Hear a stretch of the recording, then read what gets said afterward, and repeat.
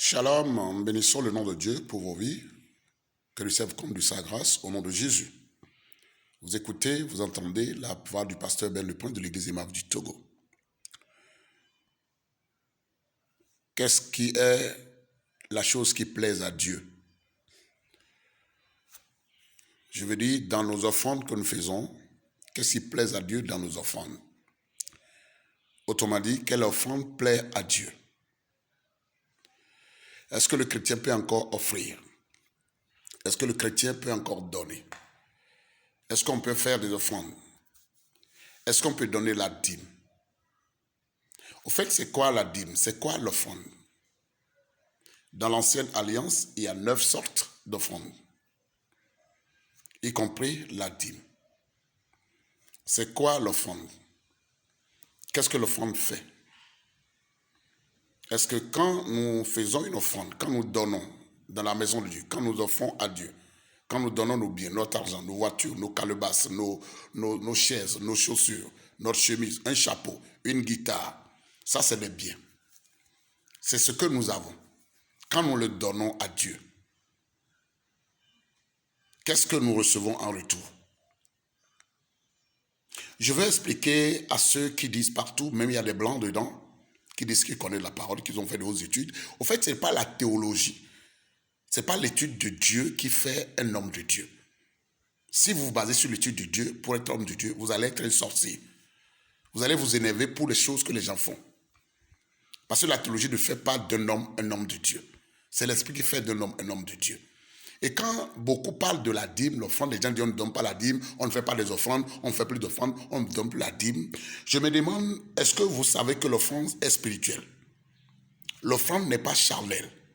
L'offrande est spirituelle. Vous voyez ceux qui donnent et que vous dites qu'on les escroque. D'abord, je vous apprends passant que moi je ne vis pas sur la dîme. Si vous avez un de mes fidèles qui n'est plus avec moi, allez lui demander est-ce que leur pasteur vit sur la dîme et combien il donne comme dîme dans le ministère. Dans mon ministère, l'évangile que Dieu m'a donné, quand je la prêche, ça chasse les gens parce que nous disons trop ce que la Bible dit, la vérité. Tellement que ceux qui viennent donner leur dîme, c'est 1000 francs, 2000, 3000, 5000. Ceux qui donnent au trop, c'est peut-être 10 000. Parfois, si c'est vraiment fort, 20 000, une fois par semaine, une, deux personnes qui le donnent. Moi, je n'ai jamais vu une dîme de 100 000, de 150 000, de 3 millions dans mon église. Mais je vous dis que je ne suis pas là attendant les dîmes des gens. J'ai de petites business qui me rapportent un peu de sous. Et ce qui est plus grand, Dieu me bénit. Pourquoi? Parce que j'ai donné ma personne. Et moi-même, je donne trop, je donne ma dîme. Quand je vois un pasteur qui est plus grand que moi, un spirituel, je donne ce que quand je trouve un dixième, je lui donne.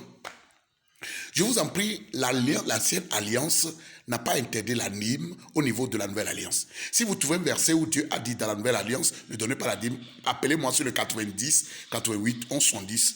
Je suis le pasteur Ben Le Prince. Et dites-moi, voilà, c'est ici que Dieu a dit de ne donner pas la dîme, dans le Nouveau Testament. Voyez-vous, l'Ancien Testament, on donne 1 sur 10.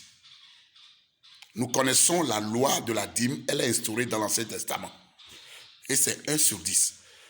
Le Nouveau Testament nous demande de donner tout. Dieu ne dit pas de nous donner 1 sur 10, il dit de donner tout.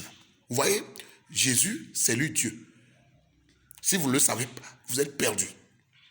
Si vous ne savez pas que dans la Nouvelle Alliance, on ne donne pas 1 sur 10, et que vous ne savez pas qu'on donne tout dans le Nouveau Testament, vous êtes foutus. Vous allez être un pasteur Chanel quand vous allez crier sur YouTube partout qu'on ne donne pas la dîme. Au fait, l'offrande n'est pas Chanel, l'offrande est spirituelle. L'offrande n'est pas Chanel, elle est spirituelle. Qu'est-ce que ça veut dire? Quand vous donnez 100 francs dans une maison de Dieu, ou bien quand vous allez donner 100 francs à un conducteur d'église, quelqu'un qui se charge de votre âme, c'est Hébreux 13, 17 qu'il a dit. Qu'un pasteur qui conduit des âmes, cette personne qui conduit des brebis, des fidèles de son église, conduit leur âme. Ton papa ne conduit pas ton âme. Tu peux avoir un mari, ton mari ne conduit pas ton âme. Mais quand tu connectes avec un pasteur, le pasteur est l'auteur, celui qui est chargé de donner des comptes sur ton âme. Il va régler, il va donner des comptes à Dieu sur ton âme. Tu vois un peu ça? Quand vous donnez une offrande, quand vous donnez 100 millions même à un pasteur, vous n'avez rien fait. Vous n'avez rien fait. Quand vous donnez 50 000, 100 000, 300 000, 5 millions à un pasteur, vous n'avez rien fait. Vous savez pourquoi? Rien ne vous appartient. Et toi et le pasteur, vous n'appartenez pas à vous-même. On n'a rien fait, l'homme n'a rien fait. Quand vous lisez 1 Timothée 6, 17, 20, 1 Timothée 6, 17, 20 et Luc 16, 9, Dieu dit dans ces deux versets-là, hein, dites à ceux qui ont les biens de ne pas avoir foi à ces biens, que ces biens ne valent rien. Dieu dit à ceux qui ont les biens de la terre, l'argent, les maisons, les voitures, les grandeurs, les renommées, et les buildings, les hôtels. Dieu dit, hein, Dieu qui t'a créé toi et moi, Dieu dit, hein, dit à ces gens-là de ne pas avoir confiance en leurs biens. Dis à ces gens-là que les biens qu'ils ont, c'est des biens sans valeur, des biens inutiles. Luc 16, 9. 1 Timothée 6, 17 à 20. Et Dieu dit, pour que ces biens-là aient de valeur, qu'ils mettent ça à la touche du ciel, qu'ils mettent ça au profit du ciel, qu'ils mettent ça dans un compte au ciel. Matthieu 6, 19, 20. Voyez un peu? Dieu nous dit que les biens que nous avons, nos biens sont sans valeur. Les biens que nous avons, nos biens sont sans valeur. Et excusez-moi, et ces biens-là n'auront de valeur que quand vous les mettrez. Excusez-moi. Dieu dit que vos biens que vous avez avec vous, que vous appelez les biens, et vous êtes des pasteurs qui défendez les biens des gens, et vous dites aux gens que non, les pasteurs escroquent les gens, qu'on ne donne plus la dîme, on ne donne pas les offrandes, on ne fait plus les offrandes, on ne donne plus la dîme. Au fait, c'est que vous n'avez pas rencontré l'Esprit Saint. Pasteur, toi qui es sur YouTube, qui dit que tu es blanc, tu es noir, et tu dis qu'on ne donne pas la dîme, on a comme l'impression que tu n'es pas spirituel. Pourquoi tu n'es pas spirituel? Au fait, nous ne regardons pas la chose physique, nous regardons aux choses spirituelles. Je crois que c'est 2 Corinthiens 4, 18 qui dit ça, non? C'est 2 Corinthiens 4, 18, je n'ai plus le verset fixe. Je dis, hein, nous ne regardons pas aux choses que nous voyons, nous regardons aux choses que nous ne voyons pas. Dieu a dit dans 1 Corinthiens 2, 9, il a dit, hein, les choses que vous n'avez jamais vues, les choses que l'œil n'a jamais vues, les choses que vous n'avez jamais pensées, c'est ces choses qu'il réserve à ceux qui font quoi? À ceux qui l'aiment. Dieu, quand il a aimé le monde, qu'est-ce qu'il a fait? Il a donné. Et il a donné quoi? Il a donné tout ce qu'il a. Il a donné son fils unique. Toi qui m'écoutes maintenant, tu ne peux pas donner ton fils unique pour la cause de quelque chose. Dans l'ancienne alliance, on donne 1 sur 10. Dans le Nouveau Testament, on donne tout ce qu'on a. C'est Dieu qui nous a appris ça.